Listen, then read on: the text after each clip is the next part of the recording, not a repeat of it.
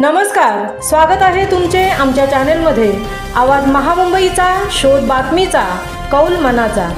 चला तर मग आमचे चॅनेल शेअर करा, लाईक करा आणि सबस्क्राइब करा। धन्यवाद। म्हसळा ग्रामीण रुग्णालयात अपुऱ्या वैद्यकीय अधिकारी आणि कर्मचाऱ्यांच्या रिक्त पदामुळे रुग्णांची हेळसांड।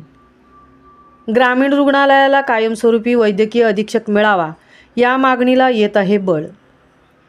म्हसळा तालुक्यात ग्रामीण रुग्णालय सुरू होऊन तब्बल 10 वर्ष होऊनही कायमस्वरूपी वैद्यकीय अधीक्षक आणि वैद्यकीय अधिकारी तसेच दंतचिकित्सक ही पदे स्थापनेपासूनच भरली नसल्यामुळे जनता नाराज आहे।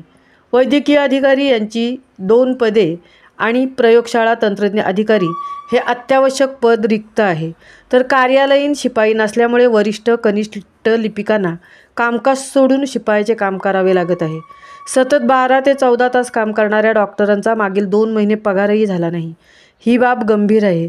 पूर्ण ग्रामीण रुग्णालय स्वच्छ ठेवणाऱ्या कंत्राटी कामगार दीपेश्री जंगम आणि म्हात्रे मावशी यांचा ठेकेदाराने 4 महिने पगार दिलाच नसल्याचे धक्कादायक वृत्त पुढे येत आहे। वैद्यकीय अधिकारी पदे रिक्त असल्याने रुग्णालयाच्या ऐन गर्दीच्या वेळी म्हणजे सकाळी 8 ते रात्री 8 यावेळी RBSKच्या दोन्हीही महिला वैद्यकीय अधिकाऱ्यांना ग्रामीण रुग्णालयात सेवा द्यावी लागते। त्यामुळे त्यांचे शाळकरी मुलांचे सर्वेक्षणाकडे दुर्लक्ष होते। गंभीर किंवा अपघाती रुग्ण रुग्णालयात आल्यास त्यांना योग्य उपचार तसेच अनेक वेळा रुग्ण आणि नातलगांना सांभाळणे कठीण जाते, अशाही तक्रारी होत आहेत। आवाज महामुंबईचा चॅनेलसाठी संजय खांबेटेंसह तृप्ती भोईर, म्हसळा।